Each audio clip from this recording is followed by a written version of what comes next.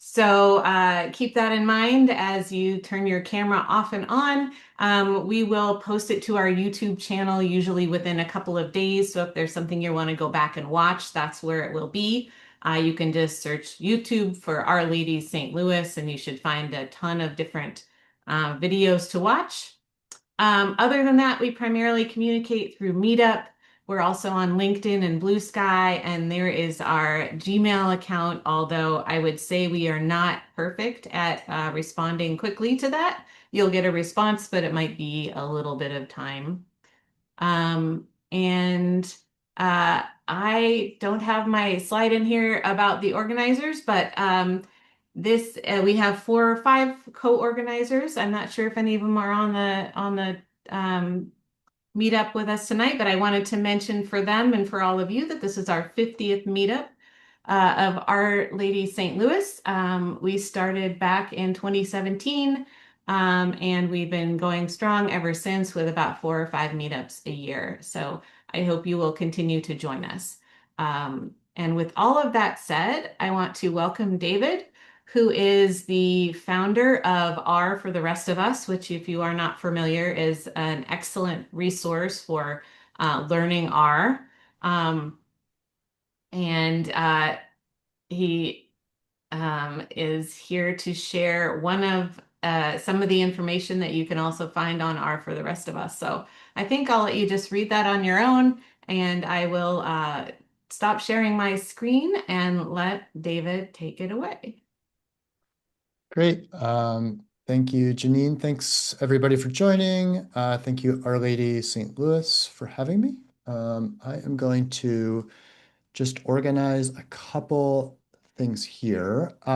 So before I get started, the one thing I want to say is, unfortunately, the people who work on the neighbor's yard just rolled up, so hopefully it won't be too loud. They sometimes have like loud leaf blowers and that kind of thing.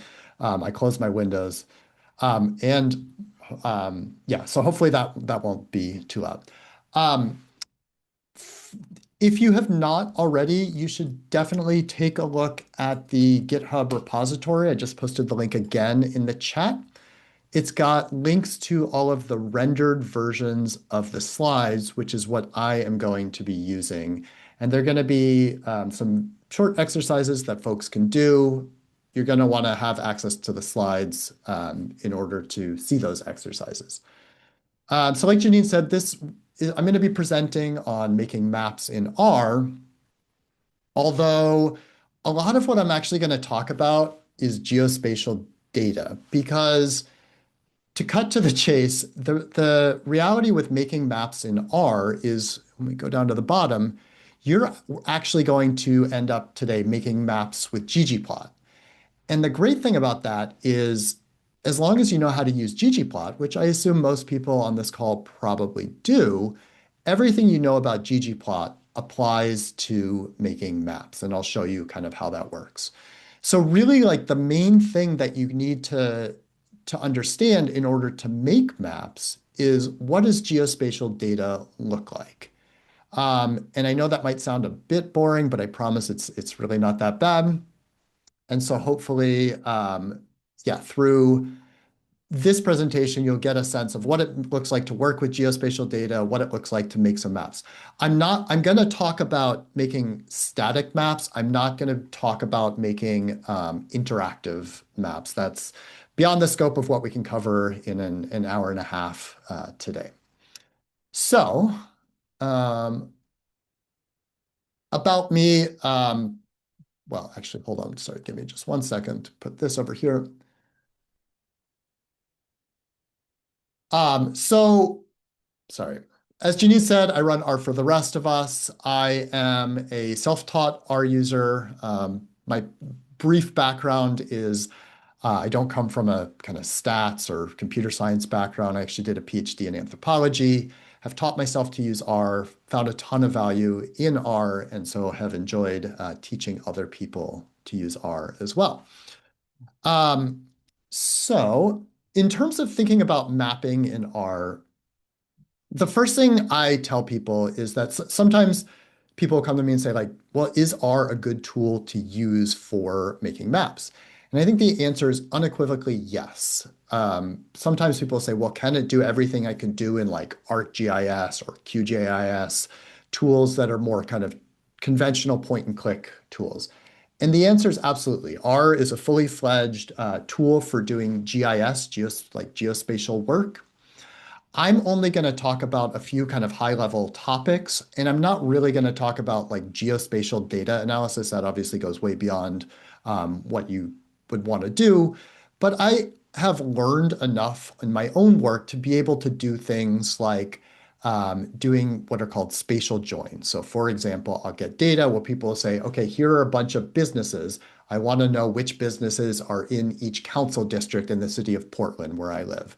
And that kind of thing is absolutely possible in R. And of course, when you do it in R, it's fully reproducible, which is great for your future self when you want to run that again with new data. The other thing to say, again, like I said before, I'm only going to talk about making static maps. If you want to if you want to make interactive maps, the two packages that I would recommend are Leaflet.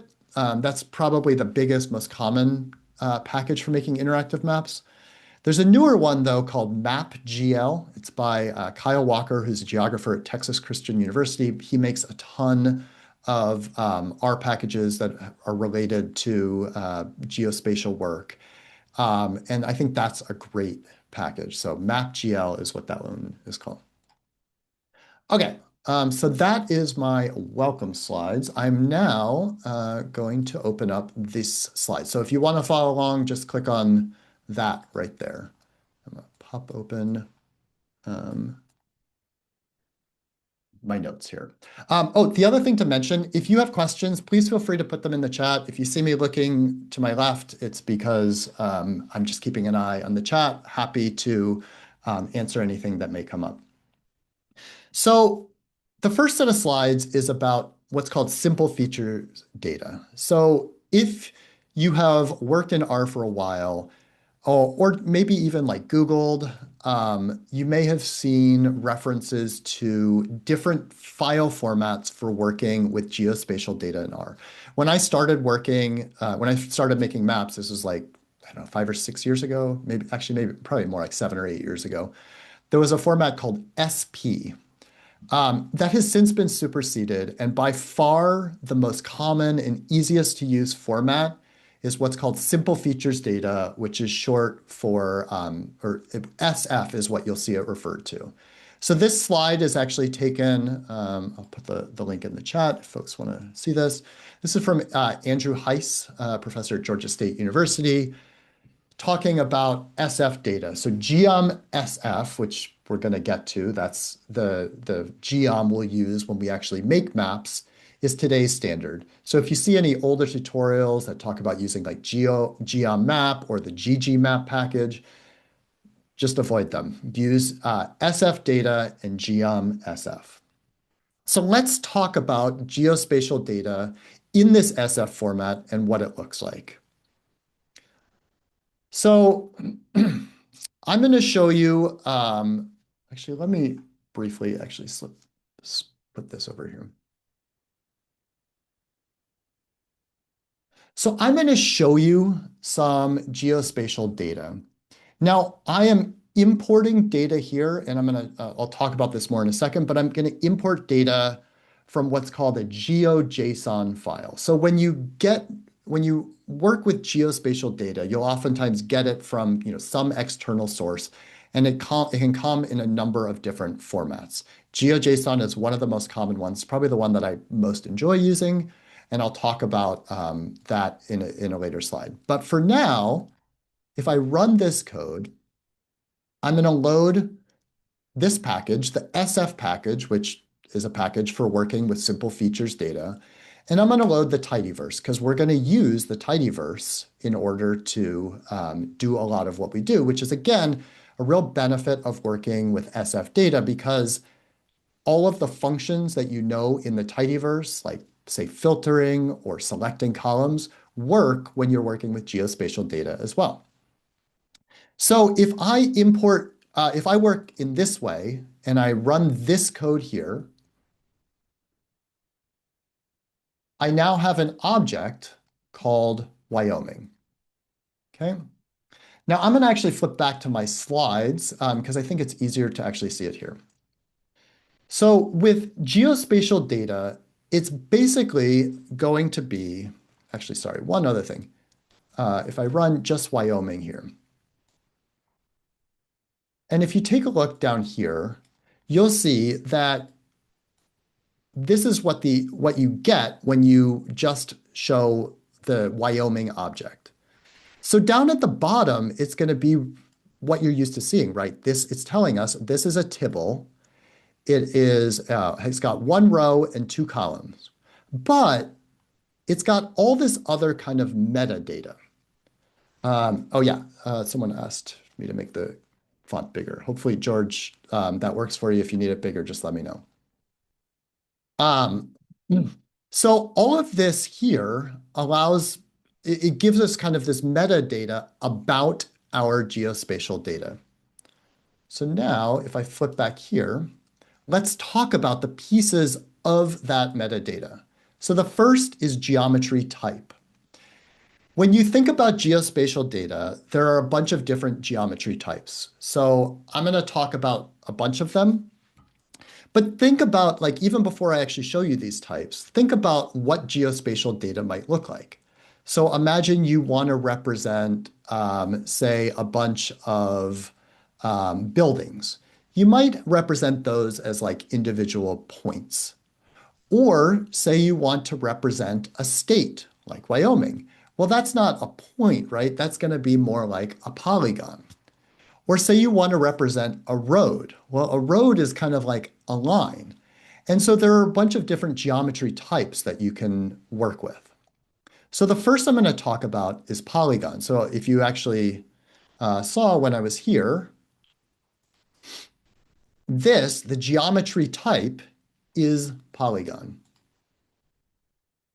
So again, when I run this, you can see geometry type polygon.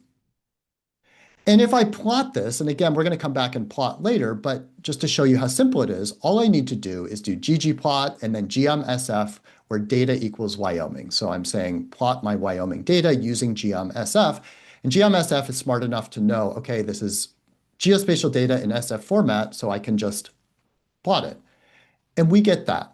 And so again, you can see this is a polygon, right? Like it's a rectangle. You can also have point data. So for example, here I'm importing data on one electric vehicle charging station in the state of Wyoming. And so if I import that data, it might look like this. Again, it's a tibble. You can see down here, we've got an object ID. I don't know that Wyoming has object IDs for their electric vehicle charging stations. But up here, you can see, whoops, it's not letting me select, but you can see that it's point data. So if I were to map this, I would do it like that. And you can see it's added that right here. You can also have what are called line strings. Think of this as just lines. I don't know why they're called line strings. But I'm going to import here geospatial data that is a highway, Wyoming Highway 30. So the line string, I can see it here, geometry type is line string.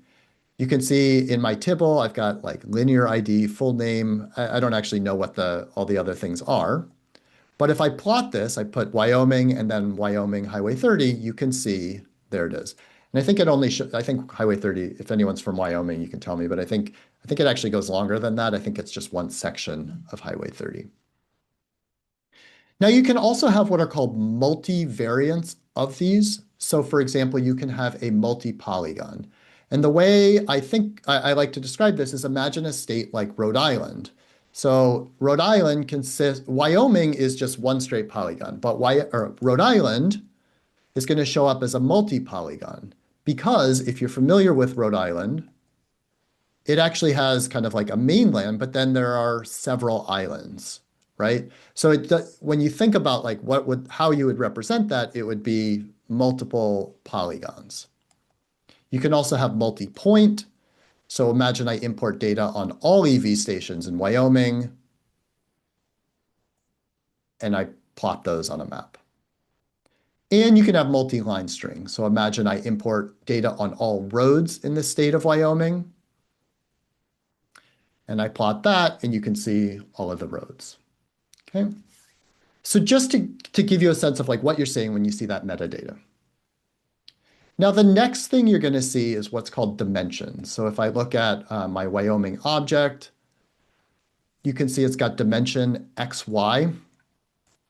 It's almost always going to be XY. My understanding is that Z is altitude, and that I'm looking at my notes because I never actually see data basically with that's not XY. There's also potentially M. Again, I don't see that, but if it's 2D data, it's going to be XY. The next thing is going to be this bounding box. So if you're wondering what a bounding box is, here is my Rhode Island object, and you can see I've got a bounding box. Now it's got 4 points, Xmin, Ymin, Xmax, Ymax. What the bounding box is it just is basically a rectangle drawn around my geospatial data to encapsulate the entire thing. So here I actually made a geospatial, or I made an object called Rhode Island bounding box. And if I plot it, so I'm going to plot both Rhode Island as well as my Rhode Island bounding box, and I'm going to do it in red, as you can see here, just to make it really obvious. It just draws that shape around it. You don't actually you need it sometimes for geospatial analysis. For plotting, you don't need it, but the reason I'm showing it to you is I want you to understand what actually shows up in that metadata, what that means. I think this is the last thing. The last thing in that metadata is coordinate reference systems. So this down here is this geodetic CRS, CRS being coordinate reference system. It's basically the projection that you use.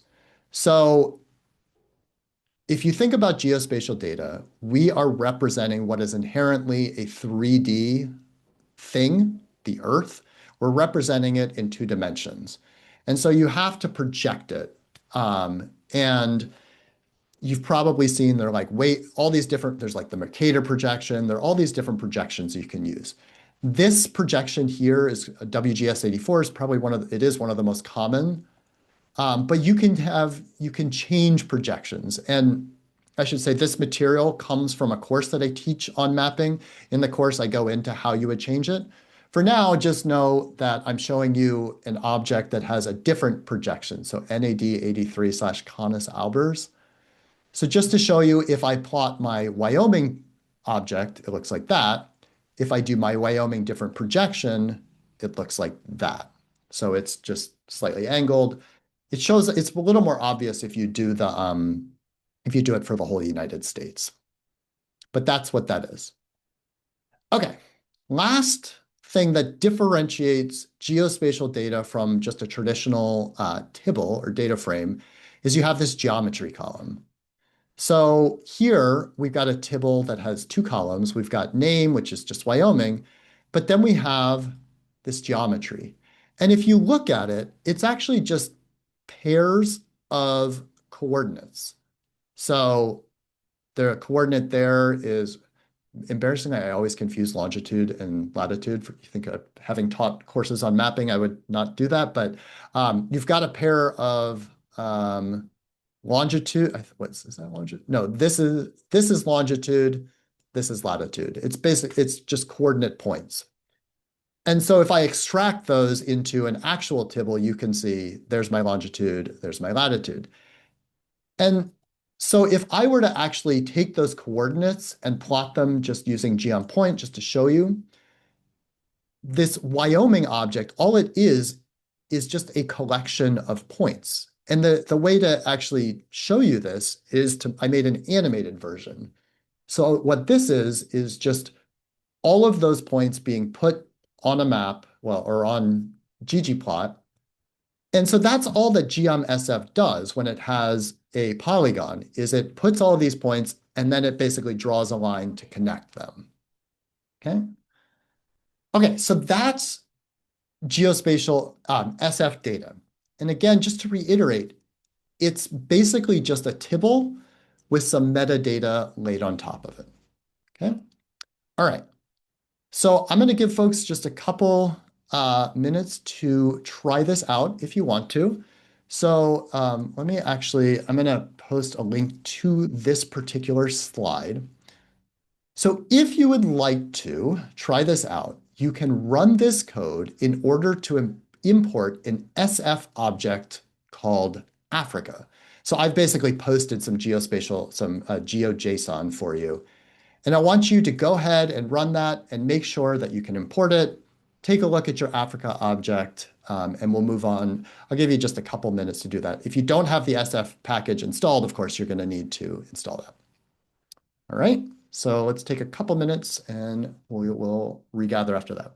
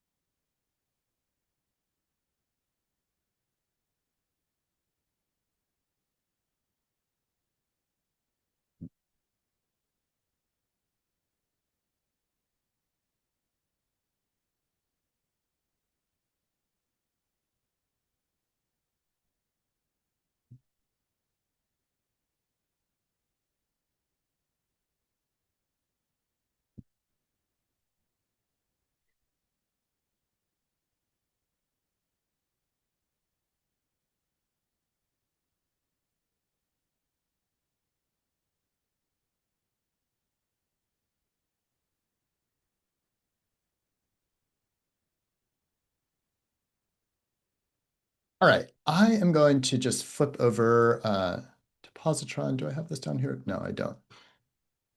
Um, so let me just save this.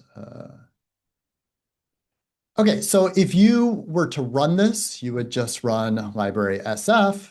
You'd run that. You'd import Africa. I can show it in the console here if I see that. So you can see it's a multi-polygon because some of the countries are going to have islands, for example. Um, and you can see all of the things we talked about. And then it's a tibble with 51 rows and 2 columns.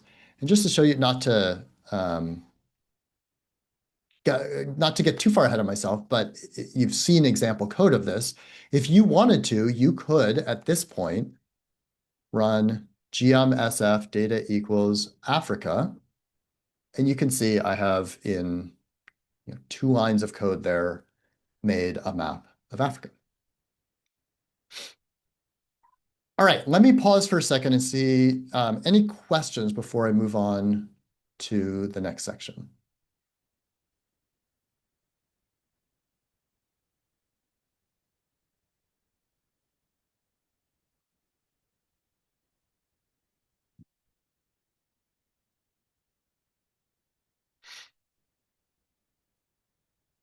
Okay, so I'm going to move on. I'm going to talk next about accessing raw geospatial data. So I've actually sort of done this up till this point because you saw me and you actually imported GeoJSON data. Sorry, I just need to pop my notes out over here so I can follow along. So the great thing about working with geospatial data in R is the SF package can import basically any type of geospatial data that you might potentially work with. Now, at least in my experience, the most common geospatial data format are what are known as Esri shapefiles. These actually consist of multiple files. It's kind of confusing. I don't know, I'm actually curious if folks don't mind putting in the chat, like, have you worked with Esri shapefiles? Is this something you're familiar with? I'll talk through it and then I'm curious to see. So Esri shapefiles actually consist of multiple files. So great, I'm seeing some people who have. You've got the .shp file, the .shx file, and I have, information about what's contained in them. There's also several other potential files. I'm not going to talk through all the details of them. Oh gosh, sorry, I'm not actually done. There are even more. I don't make Esri shape files in part because they have so many files. Um, but for example, um, let's say I want to, let me open this up. Import data on on Portland City Council districts. So this is a ArcGIS built website. I could go to download, and I could download. Um, oh, did they not have that anymore? Oh no, sorry, it's this shape file. So I download that just to show you. These are the files that I get downloaded. Okay. Now I can import this with read SF. Let me actually show you this in Positron. And Kathy, I will come back to your question shortly. So what I actually did before this is I put in this repo, I downloaded that data, and you can see I've got this Portland City Council districts data here. So if I run library SF, and then I do read SF, and when you're importing an Esri shapefile, you only have to list the SHP file. It knows that, okay, this is going to give me what I need in order to import all of the other associated files. So if I run that, you can see it imports it, and then it shows up just as an SF object. Again, that's the benefit of working in R and the SF package. It converts all these other formats to an easy to use format. So just to show you, if I were to save this, so city council districts. And again, actually, let me add library tidyverse. If I did ggplot plus geom sf data equals, oops, city council districts. Bring this over. So for anybody who's in Portland or near Portland, you'll recognize this as the boundaries of the city of Portland, and it's broken down here into the city council districts. Now, rather than, actually, I'm not going to go back to my slides. Let me just show you this. You can also import, sorry, actually, no, I take that back because there's one thing I want to show you, just because it's a common thing. So one common thing that I've seen people, thing that trips people up is if you get an SHP file and someone sends it to you, if you accidentally delete the other files, it will not work. So for example, I don't remember where I found this, but someone sends you, says, please find the shapefile attached. You only have the SHP file, you forget the other files, it doesn't work. So just to show you, let me reveal this in the Finder so I can. Oh, sorry, I have it maximized, which is making it not work. Okay, so let's say I go in here and I accidentally delete those. Okay, so now I only have that SHP file. If I try to run this, it's not going to work. Okay, so again, just make sure you have all of those other files.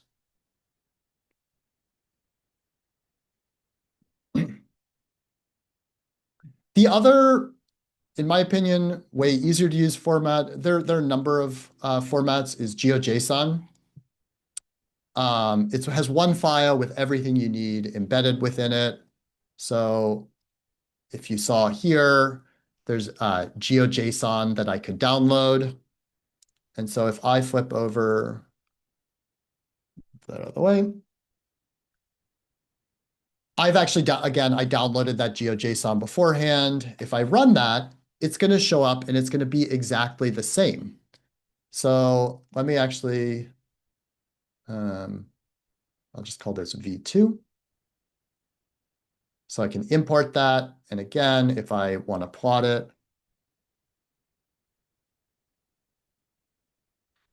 um, my map map looks exactly the same. Kathy, I am going to answer. Let me actually like get to the mapping portion in ggplot where we're actually really talking about mapping. And then if I forget to answer your question, please ask it again because I think it'll work Yeah, better no when we're worries. doing more That mapping. can be later. Great. All right, so that is how we access raw geospatial data. There are a number of other formats. This link I'll put in the chat. This is from, um, I'll even open it up. There's an excellent book called Geocomputation with R. Chapter 8 deals with import, like various file formats, how they work. It goes into way more, like I'm not a geographer, so it goes into a ton of detail about how they all work. But again, not to repeat myself too many times, the read SF function will read in almost every format that I've ever tried to work with. All right, so for your turn, I want to have you download data from in Esri shapefile or GeoJSON format on Portland sextant. So if you're wondering what's a Portland sextant, um, oh, you will find out when you import them. Portland is divided into, it would be quadrants, except there are 6. So like I live in Northeast Portland, there's Southeast, Southwest, Northwest. There's also North Portland and there's South Portland. So I'm going to post the link to this. Oh, actually, here, there is a Portland administrative sextants. So you can see them here. So there's north, northwest, you can see all of them. So you can either, I'll put this in the chat as well. Where did that go?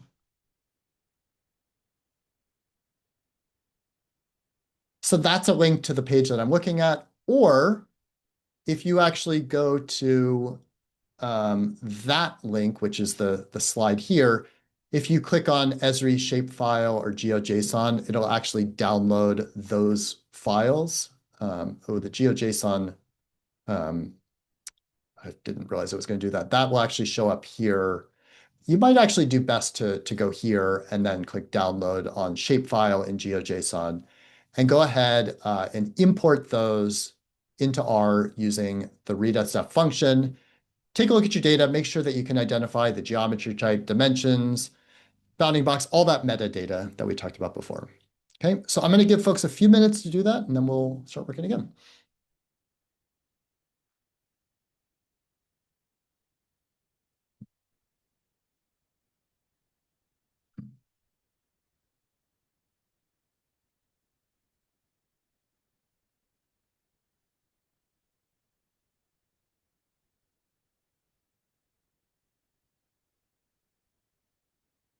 Whoops, sorry.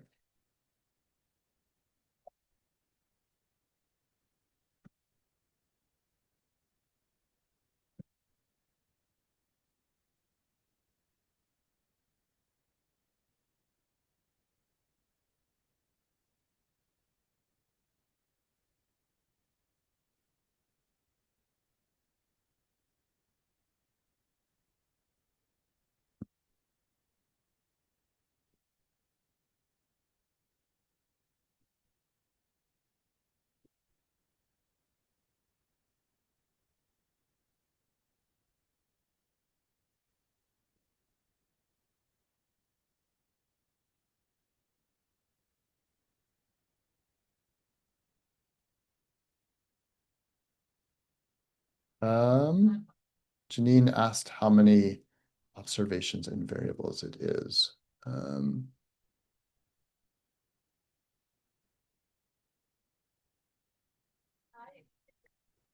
I don't know, Janine. Let's give folks another couple minutes and then I'll actually do it and we'll check together.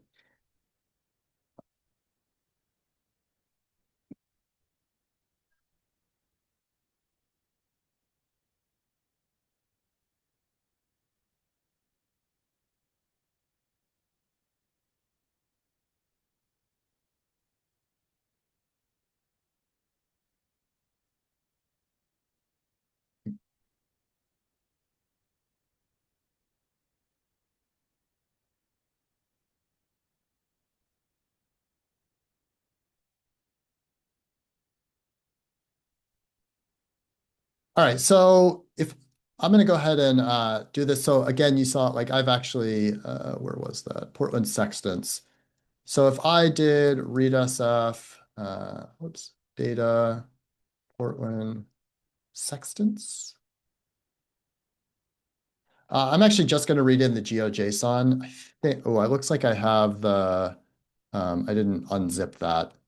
And as I think you've realized, I have a prejudice against Esri shape files. So if I read that in, take a look at it.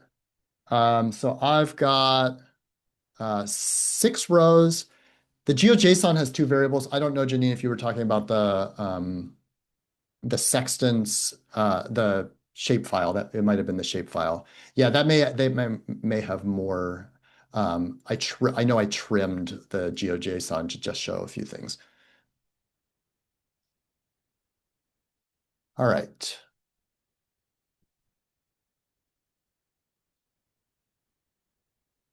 Okay. I'm gonna next talk about accessing geospatial data. Uh, just pop my notes out. Accessing geospatial data through packages. So what I just showed you in the last section was how you would access geospatial data when you just get raw geospatial data. So GeoJSON, shapefiles, whatever the format is. The great thing about working in R is a lot of times there are actually packages that help you to access that data.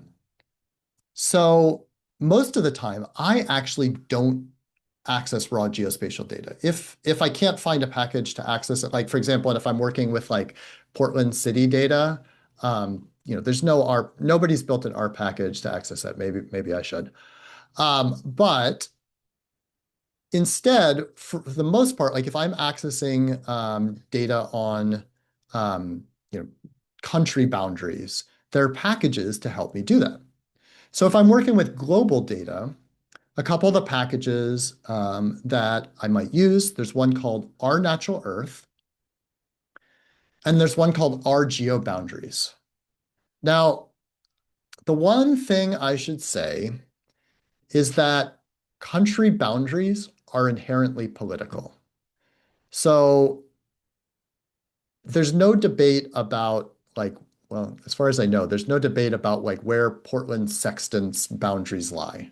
But there is debate about where country boundaries lie.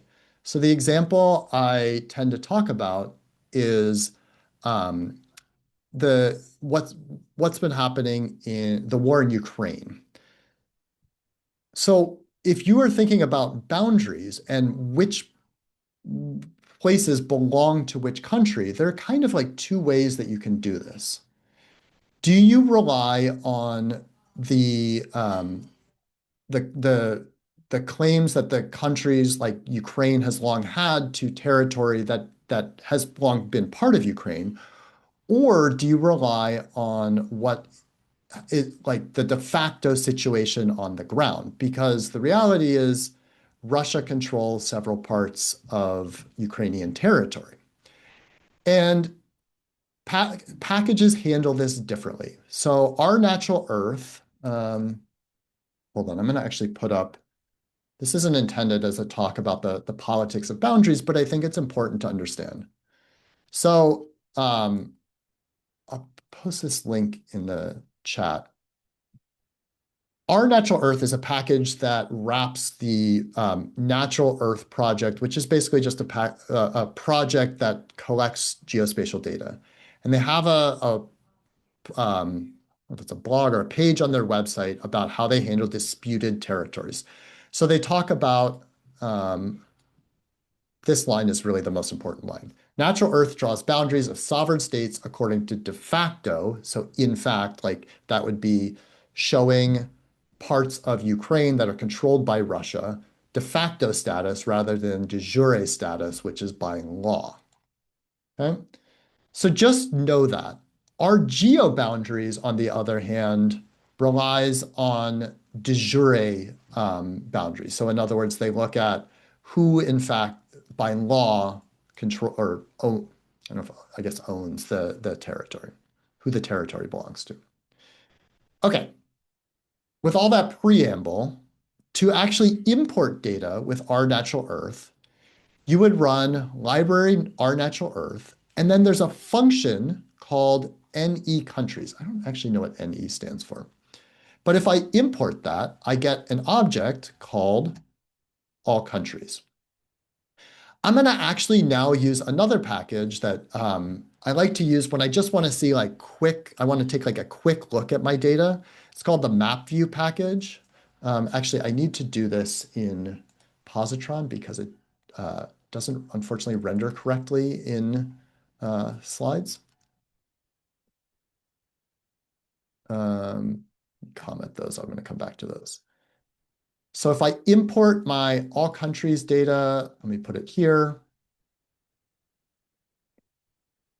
This is actually a tibble with it's got a bunch of things here. In fact, for simplicity, let me actually open it up like this. So you can see it's got a bunch of different variables. Um, yeah, so it's got like the abbreviation, the full name, all that stuff. For now, we don't really need that. But just to show you, oh, thank you, Janine, NE equals natural earth. That makes a ton of sense. If I run that map view, if I do library map view and then run the map view function, that will just make a very quick interactive map. I wouldn't use this for, I wouldn't like share this with somebody, but just I'll use this a lot to get a sense of like, what does my data look like? Do I have the right data? And so you can see I've made a map of all of these countries. Now I did add here scale equals small. There are kind of like different scales that you can use for the data. Geospatial data can be really big. And so I forget what the default is. I guess I can look. Let's see. The scale is 110L. I don't remember. We'll see what the difference in that. So if I run it with that, no, it looks actually, maybe that's the default. But if I did like scale equals medium, oh wait, sorry, I didn't actually even run it in map view. Okay, so we've got like a little bit more uh, definition here. So just to show you, these are natural earth boundaries.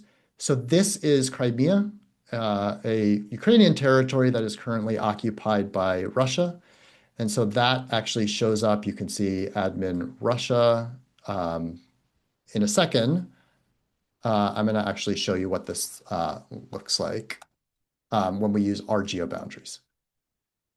I could do the same thing. So this any countries also has an argument for continent. So say if I want to just get boundaries for Africa, you can see there I've got my boundaries for Africa. And if I show you, it's going to be that same thing with like tons of different variables that, to be honest, I don't actually really need. You can also, if you just want to get one country, there's a country argument. So if I just want to get Ukraine, I can plot Ukraine. And again, there's Crimea, not by this definition, part of Ukraine.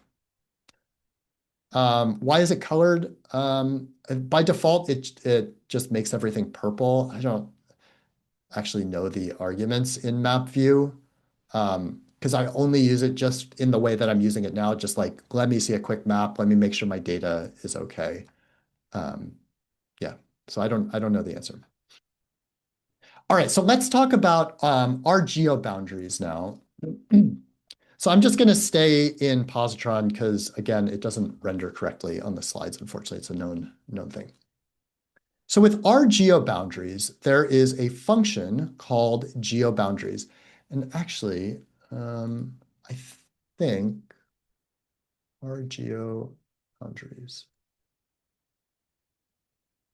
Oh no, no, it's sorry, it's not on CRAN anymore. So if you're going to install this, um, you're going to need to do it from um, GitHub. So if I run library or geoboundaries and I run geoboundaries, there is an argument within it, which is admin level, which is basically like, do you want the country boundaries? Do you want like state boundaries or whatever the equivalent is for that country? Do you want county boundaries or again, whatever the equivalent is? So admin level 0 will get us, I think, country boundaries. Let me make sure. Um,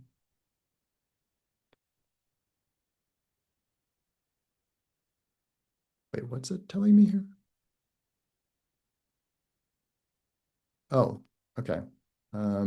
It's asking me something. I haven't actually used this for a while, so I'll say yes. This is an example of geospatial data being big, and it sometimes just takes a little while. Actually, particularly if you're working in RStudio, I would never never like pop up the your object into the viewer in RStudio if it's a geospatial data, if it's big at all, it just takes forever. All right, so let me go back here with map view. You can see, great, I've got all of my maps. Again, if I zoom in on Ukraine and I see Crimea, you can see that that shows up as part of Ukraine. So that's one of the differences there. You can also access just country level data. So if I get Ukraine, there we go. You did that with a country argument. You can also adjust the admin level. So here I'm using GeoBoundaries, and then I'm actually just piping it directly into map view with admin level 1. So that gives me, I think they're called oblasts in Ukraine, the equivalent of states. So at that. Admin level 2, sorry, I don't know what these are called in Ukraine. If somebody knows, feel free to put this in the chat, but you can plot that. If I switch this to, let's see if United States works. Yeah, so I do know the United States. So that looks like counties. Yeah, those are counties. So admin level 2 is for counties. All right, so speaking of the United States, let's actually get some data, geospatial data for the United States. If I'm working with geospatial data from the United States, I don't actually use our geoboundaries or rnaturalearth. I tend to use a couple different packages. The first one is called Tigris. This is a package written by Kyle Walker, who I mentioned before, and it allows you to access data directly from the Census Bureau. So the Census Bureau maintains shapefiles on states, counties, towns, etc. So I can run this function, states, which will bring in data on US states. So I'm going to save that as US states.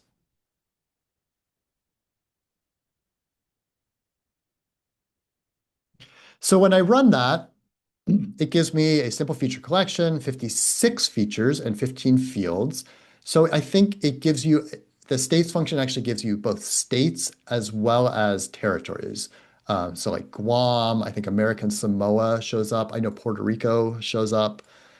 In fact, if I map those, you can see, we've got the 48 US states. You can see Puerto Rico shows up there. Um, Sorry, this is testing my geography. Okay, that is American Samoa. Yeah. Okay. So you can also, there's a function for counties. This is the one I use a lot. I actually work a ton with Oregon counties data. So if I run that, I've got data on the counties. It's giving me a whole bunch of information about it. Really, for now, I just care about the name variable, which just is the name of the county. Again, if I run that, you can see I've got a map with my counties. Okay, so that is Tigris. And I use that when I just want the shape files. And maybe I have, for example, some external data on Oregon counties, and I want to merge it in. And the great thing is you can, like all the join functions that you know, if you know how to do, how to work with like left join, right join, all that, those also work with geospatial data because in the end, again, it's just a tibble. But the really cool thing is if you're working with data from the Census Bureau and say you want to get data on, let's say, median household income, which is data that I work with a lot, there's a package also made by Kyle Walker called tidycensus. And this package allows you to access data from both what's called the American Community Survey, as well as the decennial census, so the census that's done every 10 years. Okay. So just to show you, there is a function called load variables. This isn't a talk about working with census data. In fact, if you look up Kyle Walker, he's given a bunch of talks about working with census data. He has a book on it. It's all the materials he puts together are excellent. But I'm going to run this function from tidycensus called load variables. Um, Actually, just one thing I need to check. Um, Sorry, there's one thing that you need to do if you want to work with tidycensus. And that is, and this actually may be the case with Tigris too. I just don't remember because it's been a while. I don't think so. I think it's just for tidycensus. You have to go to this page. I'll put a link in the chat, and you have to request an API key. Um, and when you do that, it will, I think it emails you right away, and it gives you the API key. Um, then there is a function, I don't remember, API key. Yeah. So you basically can then add your API key here. So it'll be, some weird combination, like not exactly like that. But then I would just hit install equals true. That will save it so that when you run this in the future, you don't have to run this function again. It will automatically, it actually looks in what's called your R environ file for this census key and knows that, okay, yes, you have access to that. So I'm going to comment that. All right, so I run this. This is the load variables function, and this gives me, this is basically all of the variables from the 2023 ACS, American Community Survey, 5-year survey. If that doesn't mean anything to you, don't worry about it. That's not really what we're focusing on. I'll show you geospatial data in a second. But this just allows you to figure out like, okay, what is the variable that I want to use? Now, I know which variable I want to use. Actually, this is an example that Kyle has on the documentation website for tidycensus. It's this B19, et cetera. And this is going to give me data on median household income. And I'm going to use the getACS function, which is going to get data from the American Community Survey. Within that, I need to specify what's the level that I want. Do I want it at the county level? Do I want it at the census tract level? Do I want it at the state level? I can also specify the state if I want to limit it to one state. So if I run that, I now have median household income. And you can see I've got the GeoID, which is just like an ID that the Census Bureau uses for each county in this case. The name, the variable, the estimate. So this is the estimated value of median household income in Baker County. And then MOE is margin of error. Now you're probably looking at this thinking, well, wait a second, David, that doesn't actually have any geospatial data. And you're right. But here's the amazing thing. If I run this again and all I add is this geometry true, watch what happens. Now, this median household income SF has a geometry column and it has all this metadata here. So it is now geospatial data. And all you have to do is just add geometry equals true. Behind the scenes, my understanding is that this actually basically uses the Tigris package, goes out and gets that data, and then joins it up and just gives it to you in a nice, easy to use format. So now, let me remove that for a second. I can plot that. If I do with map view, it's just going to be the counties. But what I had before here, zcall equals estimate, actually makes a choropleth map that has different colors for different median household incomes. So for example, I live here in Multnomah County. The median household income is like almost 89,000. Over here in Washington County, it's higher. It's like 107,000. But then, for example, oh, this is testing. Think this is Wallowa. Yeah, Wallowa County is 67,000. In any case, you can see we have the data, and we have both data like the median household income data as well as the geospatial data that we can use.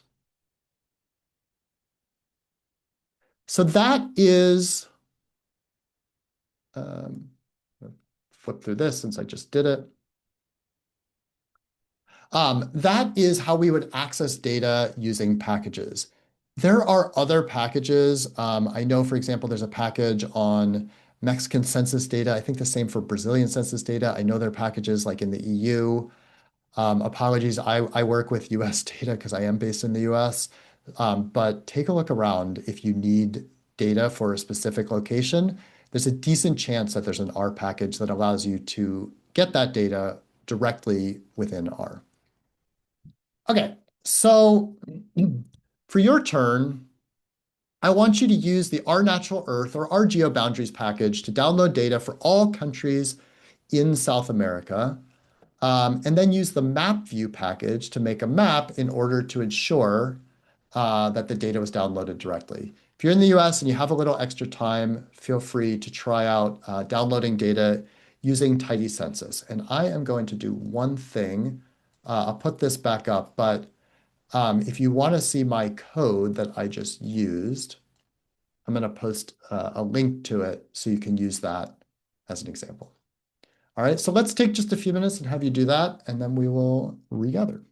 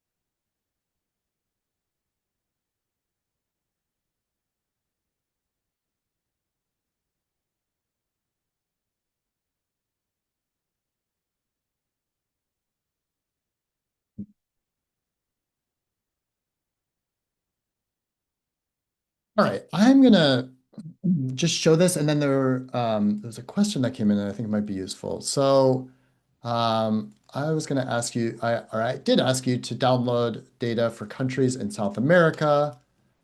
So I'm going to do it with NE countries. And I would do continent, South America. Let me actually save this as an object, South America. And I would check this using map view. Whoops, that's the map view package. And there we go. Um, Diana, sorry, I don't know how you made a country disappear. Oh, maybe it's this. French Guiana. I have no idea what happened to French Guiana. In fact, this might be a good example. Let me do this with our geoboundaries. So geoboundaries. Um, oh, what did I show? Does geoboundaries have a continent argument? I don't actually know. Um, in fact, I'm just going to be lazy and copy my code from up here.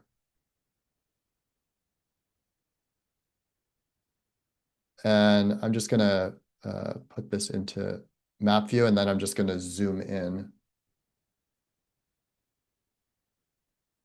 Um, oh, okay. So I think French Guiana is technically part of France, would be my guess. Um, and so, in fact, let me do this. Any country equals France. And then I'm going to do a map view on that. Yeah, so look at that. Um, Whoa, sorry, that's too many things. So yeah, it's because it's part of France, it shows up as not in South America, which is weird to me, but yeah. In fact, I'm guessing like I know that France has well, there are islands in the Caribbean that France still control, or they're like departments of France. Anyway, country borders are political. I don't know why it's not showing up in South America, but you could also import data. In fact, here, let me do this. So say I wanted to, so I got South America, and then I want to get French, I feel like I'm going to spell it wrong. Um,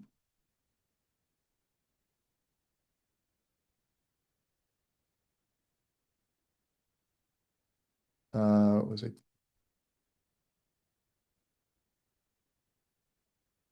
Guyana? Okay, I'm going to spell it like that.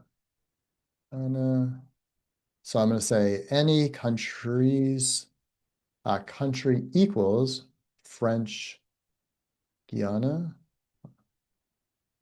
Oh, it doesn't like that. Okay, so I'd have to. All right, this would actually be more complicated than I'd be able to do now.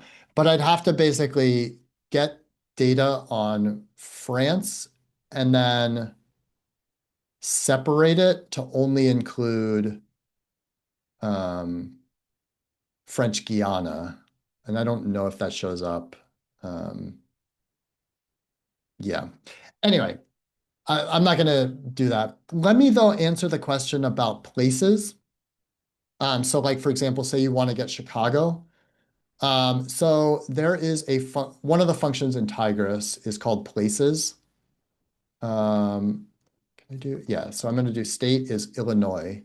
So places just refers to all like towns.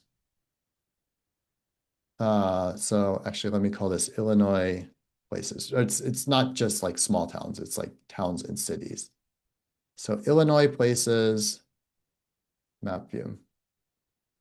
And so that then puts on a map, these are going to be polygons. So oh no, sorry, they're going to be multi-polygons because some of them I think are going to be like non-contiguous. But here, for example, I can see I've got Chicago and well, I've got every Chicago as well as every place in the state of Illinois. And the question was about like, could I limit my map area to a list of coordinates? Yeah, you definitely could. This gets into more complicated stuff than we're able to cover. take a look. I think Kyle Walker's book, Kyle Walker Geospatial book. I forget what it's called. Analyzing US Census data. This book, I think, will show you. I think you want to look at chapter 7. Will give you a sense of like how you can filter, for example, to only include um, areas within another area.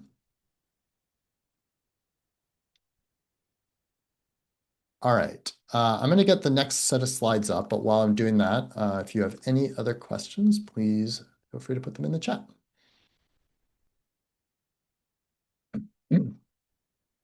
Yeah, so Diana said that your boundaries are coarser. I assume that's for your South America. Um, so what that has to do with is the scale. I don't know. That'd be weird. If I did scale equals uh, large. Um, so I don't know why they're different. That seems strange to me why they're different from what you're seeing. But if you want boundaries that are more defined, then you would need to do something like this where scale equals large. It actually needs to install a separate package that has the additional data. It takes just a second. And this actually may take longer than is worth it. But what this will do is it will give us like really high resolution data. And in fact, the all of the functions in uh,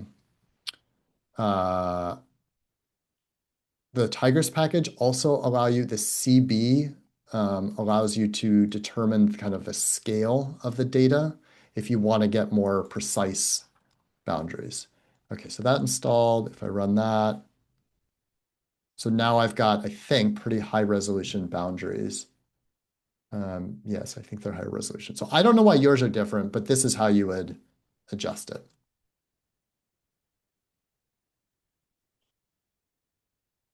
Okay. I'm going to actually go a little quick because I'm looking at the time. So um, let's talk briefly. Actually, I tell you what, I'm going to actually skip the geocoding. Um, No, sorry, let me pause for a second. Is geocoding is that of interest to folks? So this is where you have like an address or a city and you need to, it's not geospatial data. You want to be able to turn it into geospatial data. Is that something you all are interested in, or would you rather me go straight to the mapping portion?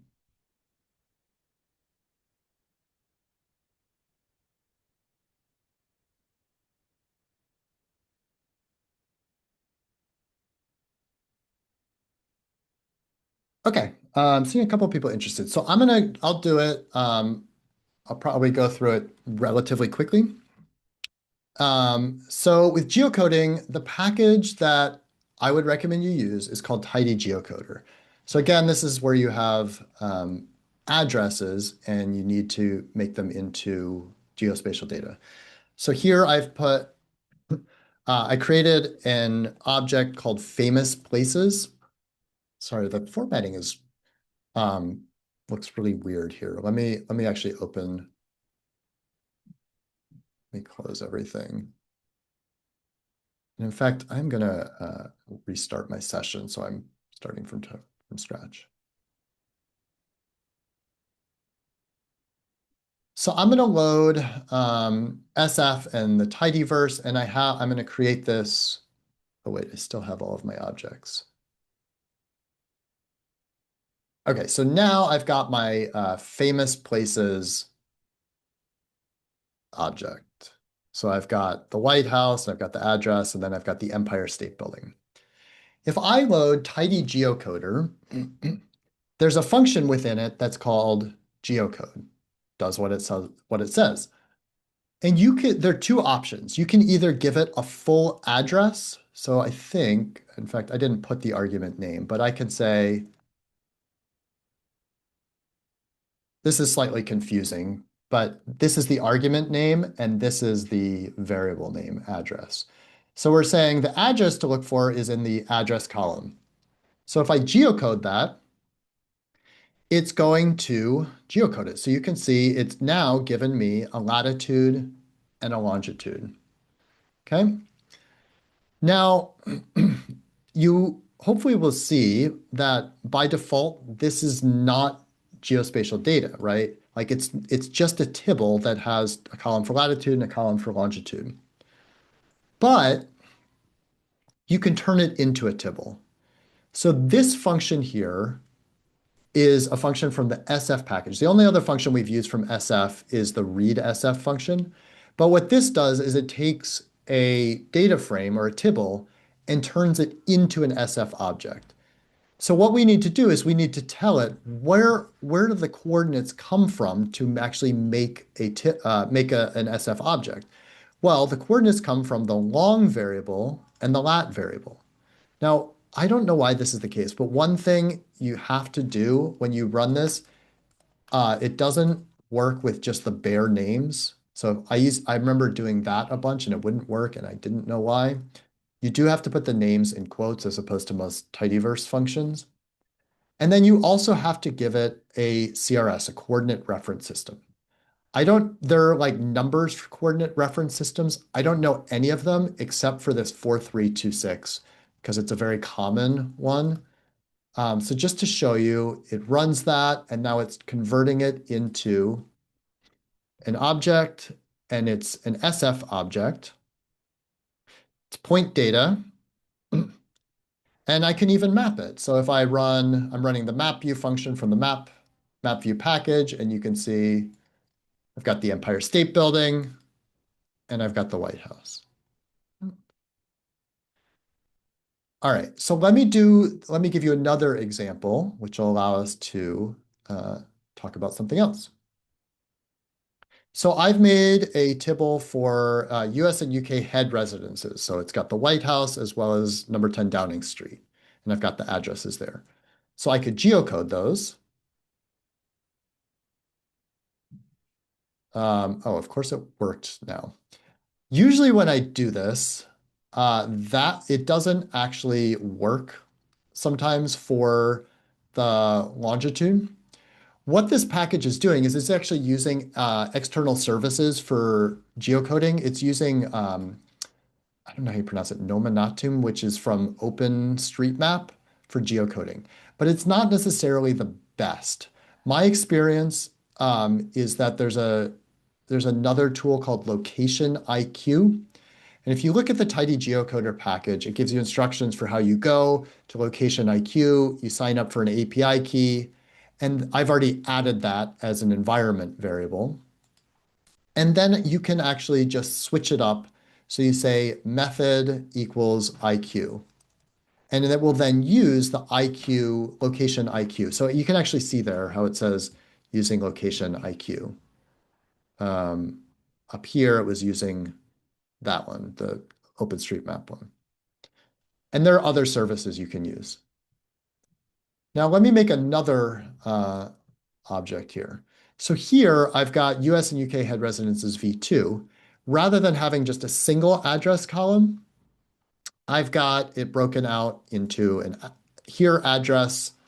Actually, let me make that cleaner. Let me call that street. Okay, so I've got street, city, state, postal code, country. You can't actually see that, but that's its United Kingdom. Okay, so you can also geocode in this way, where instead of just saying address equals and you give it the column that has the full address, you give it the pieces. And I think generally this is actually going to likely give you better results. Oh, I got to change that to street. So that works with, oh, here, sorry, this is the one that doesn't work for some reason. I don't know why, but with OpenStreetMap, it doesn't get that one, so it gives me NA for those two. But if I switch to method equals IQ, so I'm using location IQ, and I run that, you can see now it works. Okay. So again, if I wanted to map this. Let me just be lazy and copy my code.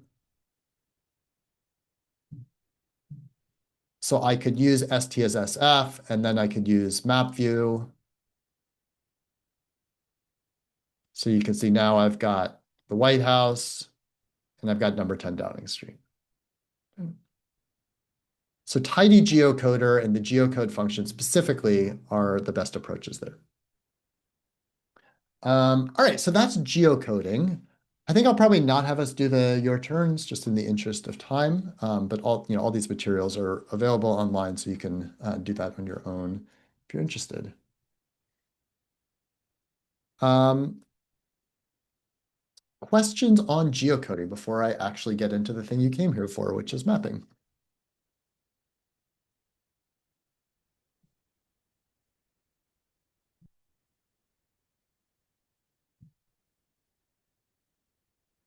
All right, so let's talk about mapping with ggplot. Now, on the one hand, I feel kind of bad because it's like, we're over an hour in and we have made some maps. We've made some very quick maps. But we haven't really made a ton of maps.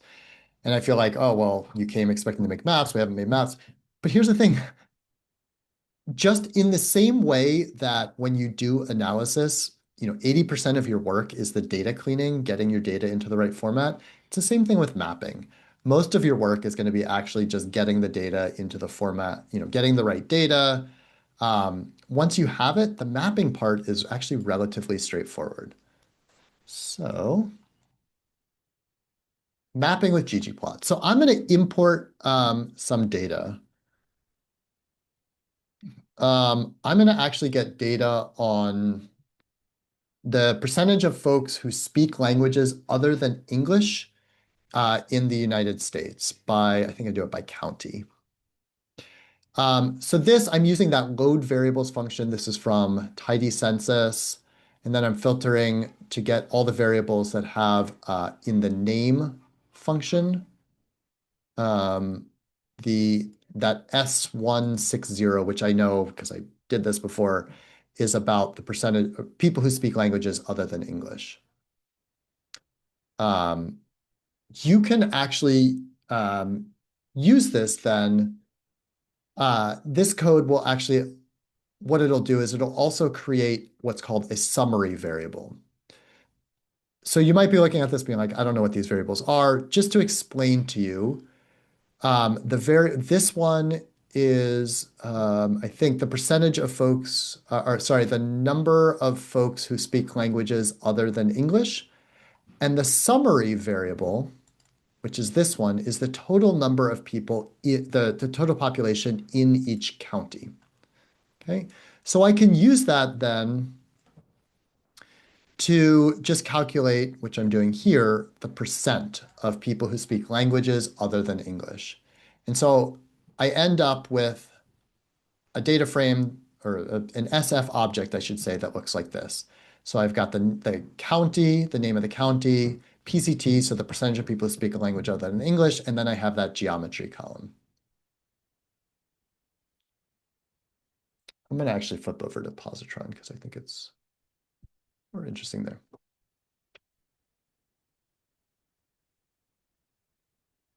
Okay. So it's running, and you can see there I've got that. So I've got it for every single county. There are 3,222, or 3,222 counties. So at this point, I could make a map. I just take that and I do it with ggplot and geomsf. Now, there's a problem here, right? Like this is not a great map. You can see that those islands there are making this map kind of weird. So what's going on is that there are several of the Aleutian Islands in Alaska that cross the international date line. And so as a result, like the way it shows up by default when you project it is that those show up on this side and the rest of Alaska shows up here. The other thing is like, as I think a lot of people know, especially those in the US, Alaska is just huge. But for the most part, when I'm making maps, if I'm making a map showing every single state, I don't actually need to reflect the actual size of Alaska. I just want to like show it and have people recognize, yes, that's Alaska. So there is a function from the tigris package right here called shift geometry. And watch what happens when I add this to my ggplot code. So now when I run that, it's avoided that issue with the international dateline. It's put Alaska down here, it's put Hawaii here, and it's put Puerto Rico here. And there are arguments within the shift geometry um, function. So you could do like position or preserve area. So preserve area is false by default. So if I do preserve area is true, so that will still keep Alaska really big if you want to do that for some reason, or if you wanted to do like position equals top or no. Oh, sorry, outside. That will just keep them where they are, just kind of outside. Okay. Personally, I tend to just use shift geometry without any arguments. I think the default works just fine. Okay. Now, if we think back to our data frame, remember we had this PCT column. So if I want to make a map of it, and maybe I want to show, for example, where there are higher percentage of people who speak languages other than English. Well, I can just set an aesthetic property for fill. So geom_sf works the same as like geom_col or geom_bar, where fill is the inner portion and color is the outline. So watch what happens when I say AES fill equals PCT. I run that, and now I have a choropleth map that shows all of the counties and where there are higher percentages of folks who speak languages other than English. So you can see a lot, right, like along the Texas border, Arizona, California, there's high percentages there, as well as here. Some of the counties are going to be small, so they're going to be hard to see. But the thing I want you to take away is that like this line, AES fill equals PCT, is again exactly what you would do if you were making any other using any other geom. And so that knowledge that you have about how ggplot works translates over here when making maps. Questions on that before I show the one last set of slides?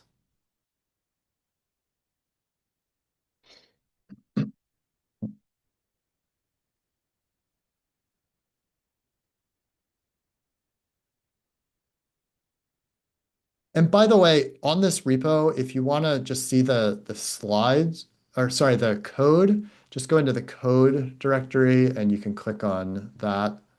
Um, it will show you the code. If you want to see the slides, which basically has the same thing, you can click on the slide, the QMD files. All right, so last thing I want to do is I want to show you how to make like a better looking choropleth map. So choropleth maps are what I just made, which is to say like fills based on some variable. So sorry, I'm not going to use the slides. I like working directly in R. I'm going to restart my session. Okay, I'm going to do the same thing here, where I'm just going to import my data, and I'm going to have that speak language other than English variable, or sorry, object, SF object. It's the exact same thing that we saw before. So last time we got down to that point, we made a map that looked like that. But let's tweak it a little bit. Let's make it look better. So the first thing that I almost always do when making maps is I add theme void, because like I don't need to show the basically anything except for the map itself. So if I add theme void,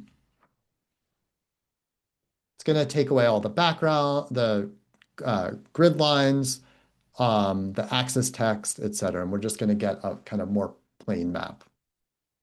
The other thing I might want to do is add scale fill varieties C. So this is a scale function from the varieties scale functions are great. They're colorblind friendly, great for making maps. So if I do scale fill varieties C, because C stands for continuous, because the data that I'm working with, that PCT variable, is continuous data. And you can see now I've got a map that uses a different color scale. Now this function, the scale fill variety C, has a bunch of different palettes. So I could do like option magma. Wait, maybe that's the default. Oh no, there's another one. Oh, that's pretty good. Um, so yeah, I would suggest if you don't have a palette in mind already, take a look at the varieties packages. Sorry, not package. Take a look at those functions. Now, another thing I might want to do is I might want to adjust my legend a little bit. I'd like to have it, actually, no, sorry. Before I show you that, let me comment these two lines. The other thing I want to do, one thing that I find a little hard to read is that it's got both the fill and the color, but the color is going to be black by default. So the outlines of each county are going to be black by default. And especially in cases where counties are really small, all you really see is the outline. So if you set color equals PCT, the same as fill equals PCT, watch what happens. So now it basically removes those, it doesn't technically remove the borders, it just sets the borders to be the same color as the inner portion, which makes it a lot nicer to look at. Okay. And the other thing I did here when I set my palettes is I'm also setting the limits. I'm saying go all the way from 0 to 1, which is 100%. So you can see there. So I think we're getting a much nicer looking map at this point. So a couple other things that I would recommend doing to make good maps. I would make some tweaks to the theme. So what I'm doing here, everything up to this point is the same. Oh, sorry, I am adding, here, let me run down to here.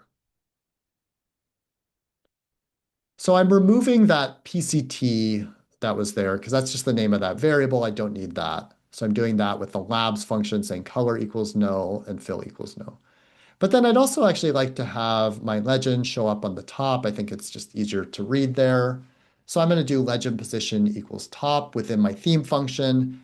And I'm making some adjustments to the width and height of of that. So you can see there. So I've got that on the top. Now, one last thing I'd like to do, I think this is the last thing, yeah, is rather than having it show like 0.00, 0.25, I'd like it to say like 0%, 25%, 50%. The scales package is fantastic for this. This is exactly what it does. So I'm going to run library scales. And then what I've done is I've said labels equals percent format for both. I don't know if I need that for both color and fill, but let's just leave it. What that's going to do then, we run it down to here, is it makes those into percents. Okay. Now I did a couple other things as well. I added a title. And then I made a few other tweaks, actually just in the plot title here. So I am making that more nicely formatted. So now you can see I've got percentage of people who speak a language other than English in each county in the United States. And I've done that by importing my data from tidycensus and then mapping it with ggplot. So those are a few of the tweaks that I like to make to actually make like really high quality maps when working on them. So I think that's it. Actually, I have one more slide I'll show at the very end that has some additional resources. But let me pause for a second and see what questions folks might have.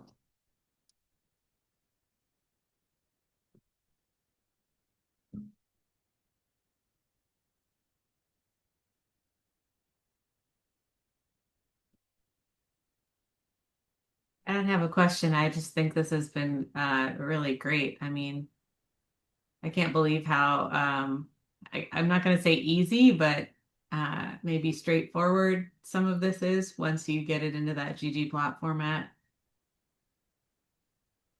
Yeah, I mean that's what I tell people. Like everything you know about ggplot works with SF data, which is a real benefit for sure. Yeah.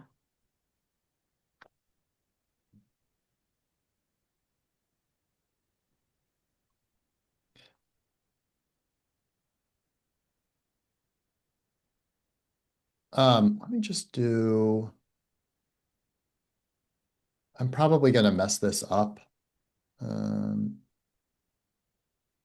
so there was a question before. This was Kathy's question about how would I adjust uh,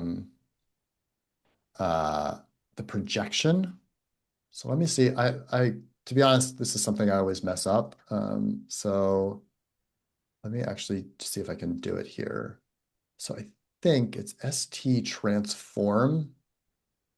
Um, oh gosh, now I have to remember another one. Did that work? Yeah, that's not going to be actually very different. Um, hold on, what is the actual, what's the initial? Oh, wait, that's the same one. Okay, so actually that's perfect because let me do 4326. It might not actually be that different.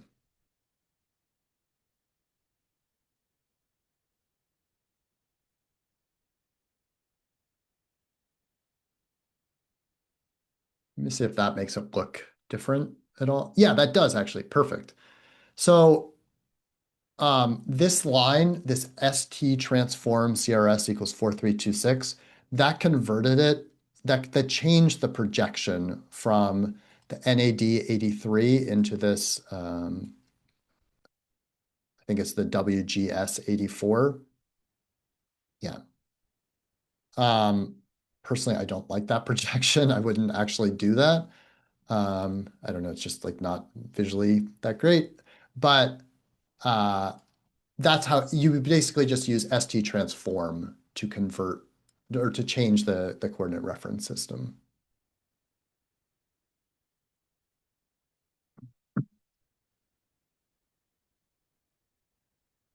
This actually showed up recently though with our dear president talking about wanting to take over Greenland, and projections showed up because people were pointing out that he probably thinks Greenland is bigger than it actually is because of how it's typically projected on maps. Um, so Yeah. choose your projection wisely.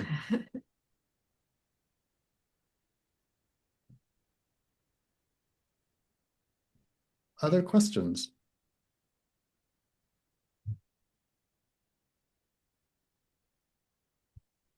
All right. Well, I'm actually not going to even put up the slide because it's just showing these resources. Kieran Healy has a book about data visualization in R, which has a chapter on making maps, covers a lot of the things that we talked about.